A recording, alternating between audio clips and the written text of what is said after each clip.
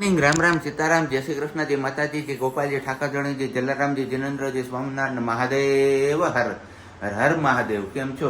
મોજમાં? તો વાંધો નહીં બાપુલે, બિલકુલ મોજમાં રહેવાનું. કેમ બોલી? વેરી ગુડ મોર્નિંગ, જય Shri Krishna. Very good morning, જય શ્રી કૃષ્ણ. કેમ છો બધા? મજામાં ને?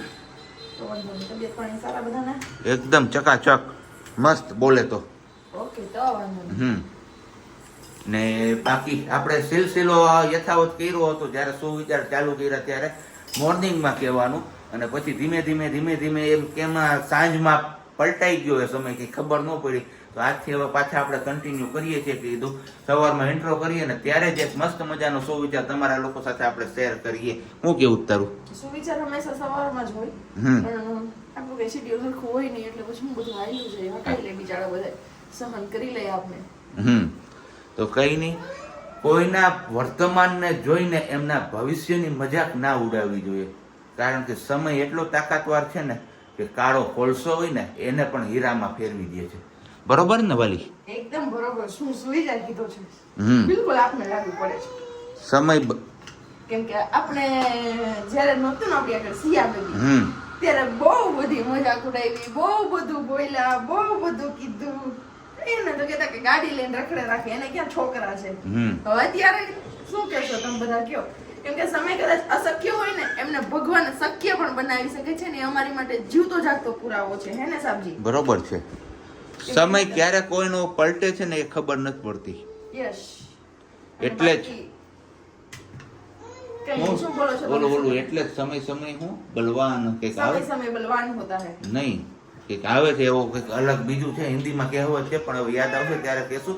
ને અમારા બેનબા અહીંયા છે ને એકલા પડી ગયા ને એટલે એમના ઠોંકારા ચાલુ થઈ ગયા છે. તો વેરી ગુડ મોર્નિંગ, જય શ્રી કૃષ્ણ, લામ લામ સીતારામ. નો રિએક્શન. તો કઈ નહીં, ચલો તો હવે ફટાફટથી આપણે ચા પાણી નાસ્તો ને બધું બને છે. તો કીધું ચા પાણી નાસ્તો ને બધું બની જાય એટલે આપણે ચા પાણી પી લઈએ, અને પછી આજે પાછું આપણે જવાનું છે હવે ઓફિસ. ગઈકાલે રાજકોટ ગયા હતા, તો આજે ઓફિસ જવાનું. તો જોવાનું એ છે કે સિયા શું કરે છે. સિયા કરશે કઈક તો કરશે નવા જૂની. શું કરશે નવા જૂની? મેં તો આજે એવું વિચાર્યું છે અત્યારે હોતા કે હવે સિયા નહીં રહ્યા ને તો એન્ચુઅલી બસ ગાડીમાં લઈને વહી જાય. ગાડી ચાલુ કરી, ગાડીમાં બેઠ છે અને એસી છે. અમારી દીકરી ભાઈ ગાડી લે એટલે બોલ તો કાઈક તો કરવાનું મારે રાખવા માટે. બીજું તો હું શું કરી શકું? કયો કે ઘરમાં એસી છે, રેવી જ જોઈએ ને ઘરમાં એસી. નોરી ઓલી વખતે ગાડી આગળ ચાલુ થાય, આગળ એક જાય બહાર ડેલાની. એને છે ને અમારે ગાડીમાં બેસાડીએ ને ફોર વ્હીલમાં, એટલે એવી મજા આવે છે. ફોર વ્હીલમાં નહીં, ફોર વ્હીલના બેડ ઉપર. હા, એટલે સીટ ઉપર બેહાડીએ કઈ ફરક નહીં પડે. બેડ ઉપર બેહાડીએ ને તો એ રાજીના રેડ થઈ જાય છે. અને કાલે એક કોમેન્ટ હતી કે પ્રજ્ઞાબેન મારા માટે પણ પ્રાર્થના કરજો કે મને પણ સિયા બેબી જેવી ક્યુટ બેબી ગર્લ આપી દે.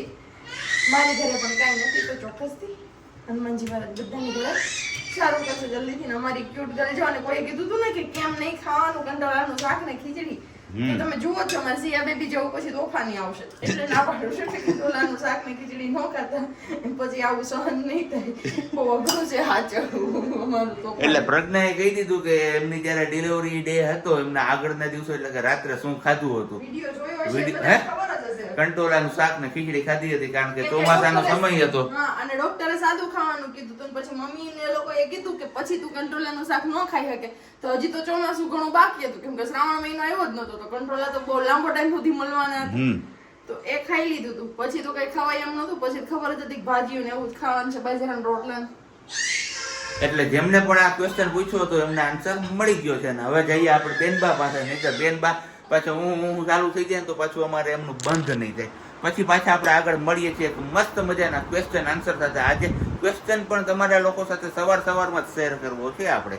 ચલો, નાસ્તા પાણીને આપણું બધું થઈ ગયું છે કમ્પ્લીટ. અને હવે અત્યારમાં આપણે લઈ લીધા છે ચણા ને હાથમાં. કેમ કે સિયા અત્યારમાં થોડીક વાર જાગતી હોય ને ત્યાં આપણે ચણાનું કામ પતાવી દઈએ. તો બસ જો આમાંથી કોકો કાવા કાકરા છે એ વીણવાના છે ચણામાંથી. અને બાકી બધા હા એ નહીં, હા એ જોવે તો જો બેન.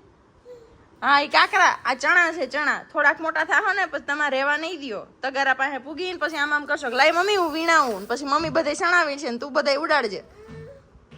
હો એવું કરી દેજે અમારો દીકરો.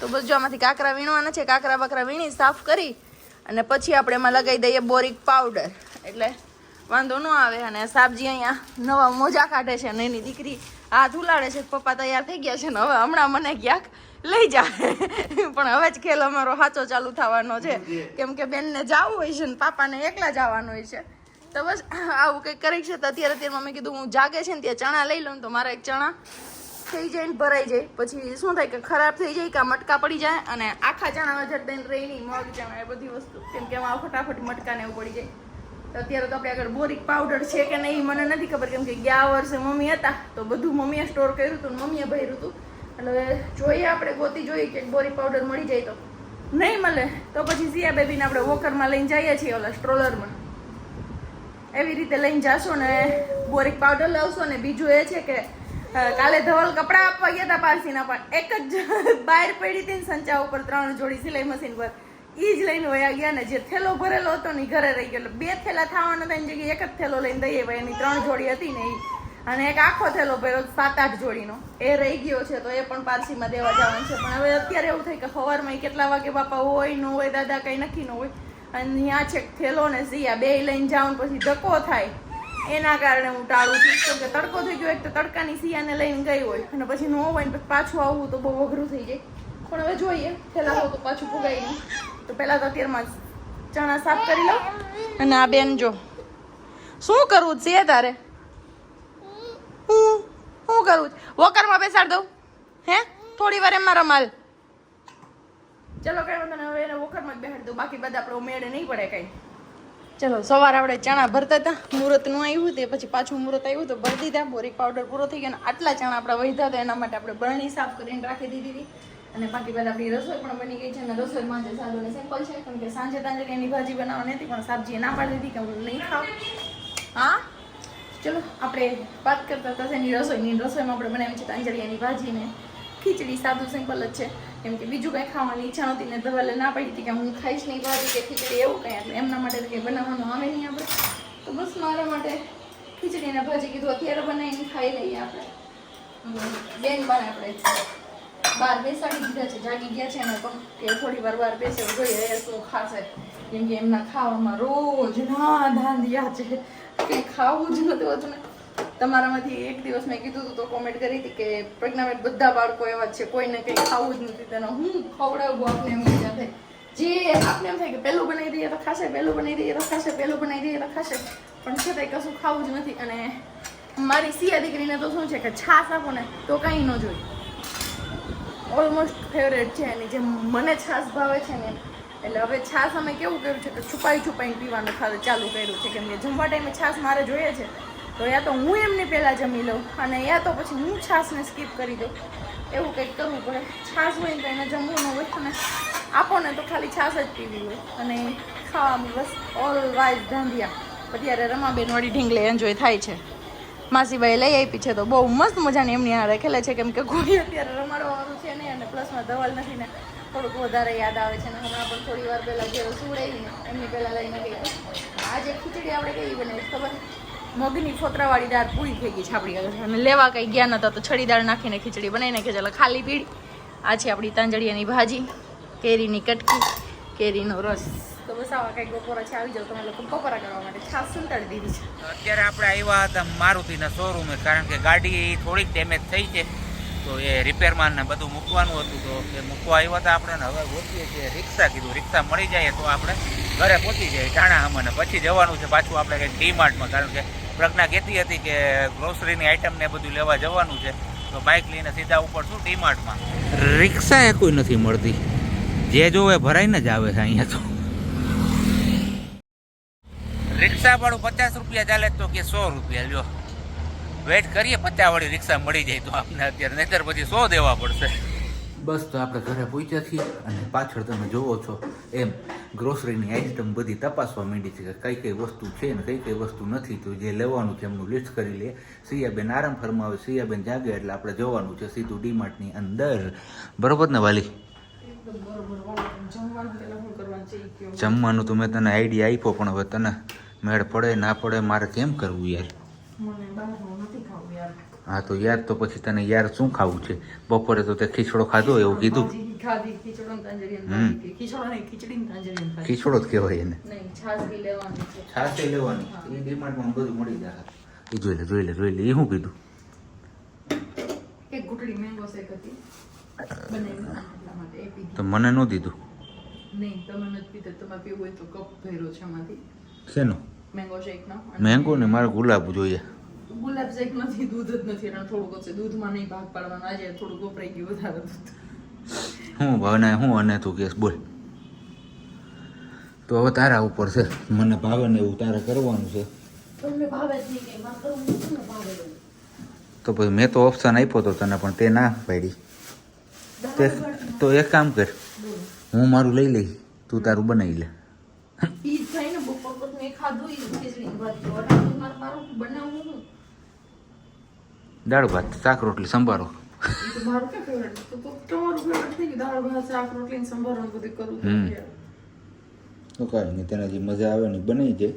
હું ખાઈ લઈશ. અને આ હું ઝેર ઉતારસ. આ બધા કહેતા હોય ઝેર હોય ઝેર હોય, પણ ખરેખર ઝેર હોય. કડવાશ હોય કાકડીની.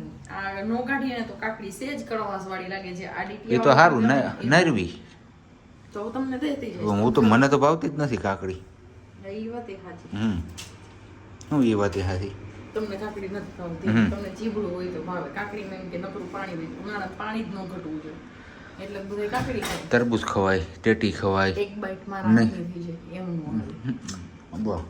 ઘણું એટલું બધાની સામે ના હોય.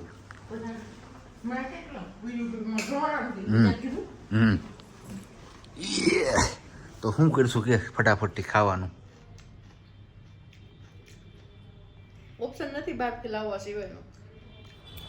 ચલો કીધું તું તમને ગ્રોસરીની શોપિંગ કરવા જવાનું છે, તો બસ નીકળી ગયા. સબ્જી અહીંયા છે, હું અહીંયા છું, શ્રીયાની હવે નીચે છે, તો બસ જઈએ છીએ ડીમાર્ટમાં. કેમ કે નિરા અને બધું થઈ ગયું બપોર, પીળી દાળ નાખીને ખીચડી ખાધી એટલું.